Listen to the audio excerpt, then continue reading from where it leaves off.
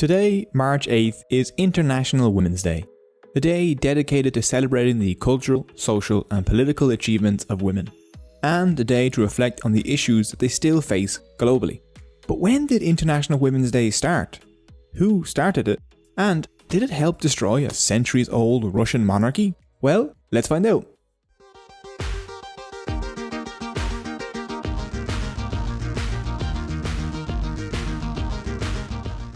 To unravel the true history of Women's Day, we need to go back over 100 years. The first hints of it appear around 1900. The German Social Democratic Party were holding conferences to discuss women's issues, such as the fact that they weren't allowed to vote. By 1907, the International Conference of Socialist Women had gathered in Stuttgart, Germany. This was led by Clara Zetkin, a German Marxist from that German Social Democratic Party. One of her primary goals was to get women into the workforce so that they could take part in workers' rights organisations, so that they would have the means to improve their own conditions. At this conference, they demanded the right to universal female suffrage without qualifications of property, tax, education, or any other kind of barrier which may hinder members of the working class from availing themselves of their political rights. Across the ocean in the US, the Socialist Party and the Women's National Committee had declared the first Women's Day. Marching through the streets of New York, they protested for better working conditions and better pay. This all took place on the 28th of February 1909. The whole March 8th date hadn't been set yet. Following this, a second International Conference of Working Women came together in 1910. There, in Copenhagen, over 100 delegates from across the world came together. Clara Zetkin pushed the idea of International Women's Day, a day every year and in every country where women could organise and press for equal rights. After a unanimous vote, International Women's Day was born. These women at the conference were pushing some other revolutionary ideas. They demanded an 8-hour working day. They proposed that pregnant women stop working 8 weeks prior to giving birth, and that women would be paid a motherhood insurance of 8 weeks if the child lived, and all working women would enjoy these benefits, including agricultural labourers, home workers and maids. These policies will be paid for out of a special maternity fund out of tax revenues. These policies were supposed to not only help mothers and keep them safe, but also to pay women for their essential non-paid work that kept society functioning, while also allowing them to remain in the paid workforce. These policies heavily influenced the ideas of maternity and paternity leave that are now common in nearly all developed countries today. From its very start, International Women's Day was a day for working women, and its goal was to address their issues. Following on from this, International Women's Day celebrations sprang up across Europe. The first European celebration of International Women's Day happened in Vienna on March 8, 1911.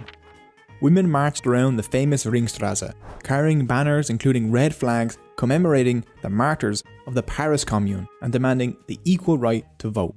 If you don't know what the Paris Commune is, then go check out Step Back History's video on the subject. Link is in the description. Millions of flyers soon carpeted Germany, crying out, "Comrades, working women and girls, March 19 is your day. It is your right. Behind your demand stands social democracy, organized labor. The socialist women of all countries are in solidarity with you. March 19 should be your day of glory." More than 1 million women took to the streets of Germany, crying out for equality. The fervour continued into 1912 with the Lawrence textile strike in the US, better known as the Bread and Roses strike. Bread and Roses was a slogan coined by Rose Schneiderman, a Polish-born American socialist and feminist.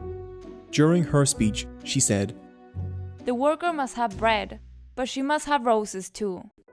In other words, workers need more than just wages to survive, the bread. They also need dignity and decent working standards. Roses. More and more demonstrations took place as Women's Day continued to be celebrated. But then the world decided to have a war, a First World War. And across Europe, political demonstrations such as Women's Day were cracked down on to keep the peace on the home front. To oppose this war, Clara Zetkin organised the third and final Socialist Women's Conference in April 1915. It drew delegates from across the globe, including people such as Nadezhda Krupskaya and her husband, some chap called Vladimir Lenin. They stated that the war only benefited the rich and the arms manufacturers, and stole away the sons and husbands of mothers. The war went on despite all the efforts of these women, but the idea of Women's Day also went on. The most dramatic celebration of International Women's Day was in 1917 in Russia, led by the feminist Alexandra Kollontai. She is also a recipient of the Order of the Aztec Eagle Award, which is completely unrelated, but also completely badass. Women's Day had already caused quite a ruckus in Russia. Russian women had observed the first International Women's Day in 1913. The following year, all the organisers of International Women's Day in Russia ended up in handcuffs, which kind of dampened the celebrations. But the war had changed things quite quickly. By 1917, the amount of women working in factories had skyrocketed as men marched off to war. The women replacing them were paid half as much. On top of this, these women found themselves mostly working in the textile and chemical industries, ones with long hours and horrific conditions. Things came to a boiling point on International Women's Day 1917, as women took to the streets to protest their mistreatment. Storming the streets of Petrograd on February 23rd or March 8th on our calendar, women striked against war, starvation, and the Tsar. In their thousands they marched through the streets, calling out to factory workers, men and women alike, to join them. 2 days later, nearly every industry in Petrograd had ground to a halt. The protests weren't just made up of workers anymore. Students, teachers, and those across the economic spectrum joined in. Tsar Nicholas ordered the military to shoot if they deemed it necessary. Soldiers and police smashed into the demonstrators, but to no avail. They couldn't be stopped. The women had managed to convince whole regiments to switch sides and join them. As Leon Trotsky tells us about the women, they go up to the cordons more boldly than the men, taking hold of the rifles, beseech, almost command, put down your bayonets, join us. Russia's February Revolution had begun. Trotsky wrote, the 23rd of February was International Women's Day, and meetings and actions were foreseen. But we did not imagine that this Women's Day would inaugurate the revolution. 7 days after International Women's Day, Tsar Nicholas II abdicated, ending 304 years of Romanov rule over Russia. The provisional government became one of the first governments of a major power to grant women the right to vote. In 1921, Clara Zetkin and the Second International Conference of Communist Women in Moscow decided that March 8th would now be the official date. Lenin, along with Zetkin, made International Women's Day a communist holiday in 1922, and communists in China started celebrating that year as well. Now, these things were all eventually destroyed by Stalin. In 1936, he reversed most liberal policies and banned abortion. Women's right to vote would become useless afterward. But the idea still remained. That revolutionary spirit that caused them to be won in the first place couldn't be done away with. With its connections to communism and Russia, Women's Day fell out of favour in the West, especially as women gained the right to vote and people considered women's fights for rights to be over. Against the communist attempts at world enslavement. The US, gripped with panic and fear at the very thought of communism's existence, disavowed the day entirely. After 1922, information on it becomes quite scarce.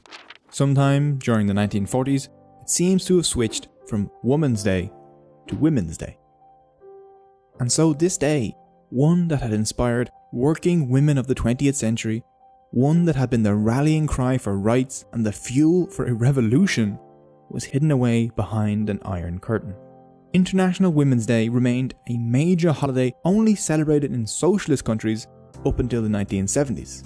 But as flower power took hold in the late 60s, feminists brought the celebration back and gave it a new meaning in the West as the women's movement grew.